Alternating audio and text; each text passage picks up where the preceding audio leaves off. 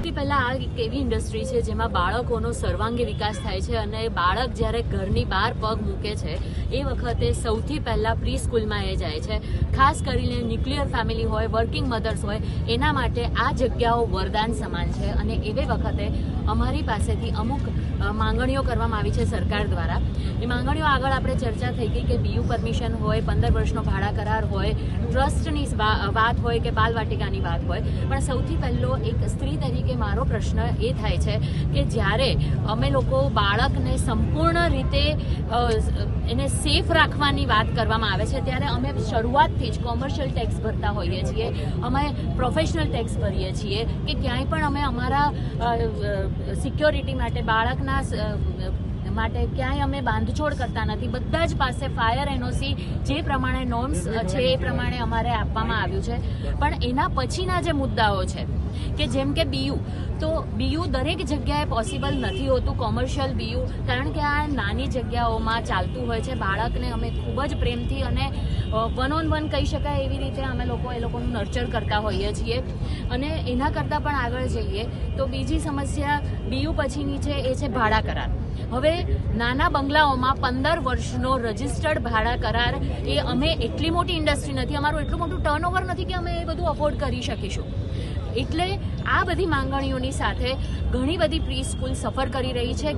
આ ઇન્ડસ્ટ્રીમાં કામ કરતા ઘણા બધા લોકો કદાચ અત્યારે આ સાંભળતા હશે, એમાંના ઘણા લોકો ટીચર્સ પણ હશે જે લોકો હાઈલી ક્વોલિફાઈડ છે, પણ એટલા માટે પ્રી સ્કૂલ સાથે જોડાયેલા છે કે એ લોકોનું પેશન છે બાળકોને નર્ચર કરવાનું, અને એની સાથે સાથે સુવિધા મળી રહે છે, ત્યાં પૂરી એ લોકોને પ્રોફેશનલી આગળ વધવાની સુવિધા મળી રહે છે. એટલા માટે આ પ્રી સ્કૂલ હોવી એ બહુ જ જરૂરી છે. પણ એના માટે સરકારે સમજવું પડશે, સરકારે સપોર્ટ કરવો પડશે. અમે પણ દરેક રીતે અહીંયા દરેક મહિલાઓ, દરેક પ્રી સ્કૂલના ઓનર્સ અહીંયા એકઠા થયા છીએ અને બધા એક સાથે કહેવા માંગીએ છીએ કે અમે બાળકોના સુરક્ષાને લઈને 1% પણ કોમ્પ્રોમાઇઝ કરતા નથી કે કરીશું નહીં. પરંતુ એની સાથે સાથે જે આગળ મુદ્દાઓ ઉપાડ્યા છે, દરેકને ખબર છે કે બીયુ છે, એની પછી ભાડા કરાર છે, ત્રીજો મુદ્દો આવે છે ટ્રસ્ટ.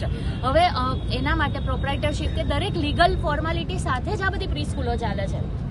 ક્યાંય પણ એવું નથી કે કોઈ ઓફિશિયલી ના ચાલતું હોય એવી કોઈ જગ્યા નથી. અને ત્રીજી એક માંગણી છે બાલવાટિકાના રજિસ્ટ્રેશન લઈને થોડા કન્ફ્યુઝન છે, જેમાં બધાને ક્લેરિટી જોઈએ છે. આ મુખ્ય મુદ્દાઓ છે. સાગર છે, હું Gujarat pre school independent association તરફથી સેક્રેટરી. સાગરભાઈ, શું રજૂઆતો છે જેને લઈને આજે અહીંયા બધા ભેગા થયા છો?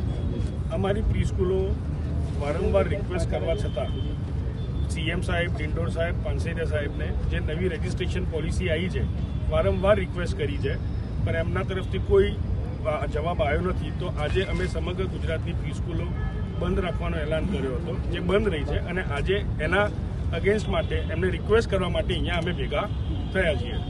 શું મુખ્યત્વે માંગણીઓ છે? અમારી મુખ્ય માંગણીઓ 4 છે.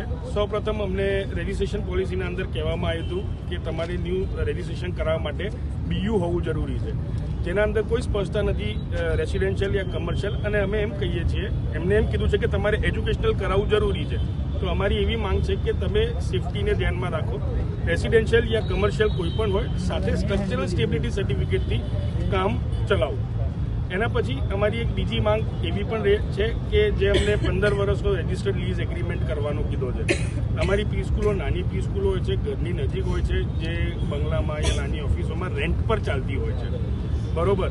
ત્યાં કોઈ બી મકાન માલિક 15 વર્ષનો રજિસ્ટર્ડ લીઝ એગ્રીમેન્ટ આપવા માટે રેડી રહેશે નહીં. તો અમે 11 મહિનાનો સિમ્પલ ભાડા કરાર માગી રહ્યા છીએ. સાથે એમને કીધું છે કે તમે ટ્રસ્ટ બનાવો, બરોબર. નાની પ્રી સ્કૂલ જ્યાં મહિલાઓ વધારે ચલાવતી હોય છે, તમે અહીંયા જોઈ બી શકો છો મહિલાઓ વધારે છે, બરોબર. એ નાની પ્રી સ્કૂલો મહિલાઓ જે 50 થી 100 છોકરાઓ હોય, એ ટ્રસ્ટનું રેગ્યુલર અપડેટ રાખવું બહુ ડિફિકલ્ટ થઈ જાય. એટલે અમારી રિક્વેસ્ટ એવી છે કે તમે પ્રોપ્રાઇટરશિપ યા પાર્ટનરશિપમાં અમને આવવા દો. એન્ડ સાથે એક બહુ સરસ મજાની વસ્તુ કીધી છે બાલવાટિકા માટેની, કે ત્યાં કોઈ સ્પષ્ટતા નથી. 2 અલગ કાગળ આવ્યા છે, જ્યાં બાલવાટિકા ઇંગ્લિશમાં કહે છે, એડવાઇઝેબલ ગુજરાતીમાં કહે છે કે પ્રાઇમરી રજિસ્ટ્રેશન જરૂરી છે, બટ એની કોઈ સ્પષ્ટતા નથી. અગર આટલું બધું તમે અમને કરાવવાનું કહો છો અને પછી છેલ્લે એમ કહેવામાં આવે કે બાલવાટિકા પ્રાઇમરીના અંદર જતી રહે છે, તો અમારી પાસે ખાલી ને ખાલી નર્સરી ને જુનિયર જ રહે છે. સિનિયર બાલવાટિકા છે એ જતું રહેશે, તો 2 વર્ષ માટે આટલો ખર્ચો અમારે કરવો ડિફિકલ્ટ થઈ જાય છે. તે માટે અમે ગુજરાત સરકારને અહીંયાથી નીકળ્યા પછી સીધા ભૂપેન્દ્ર સાહેબ, ડિંડોર સાહેબ અને પાનસેરિયા સાહેબને સીધા નિવેદન પત્ર આપવા પણ સીધા જવાના છીએ. ગુજરાતમાંથી સુરત, રાજકોટ, બરોડા, મોરબી બધા જ છે, આખું ગુજરાત છે.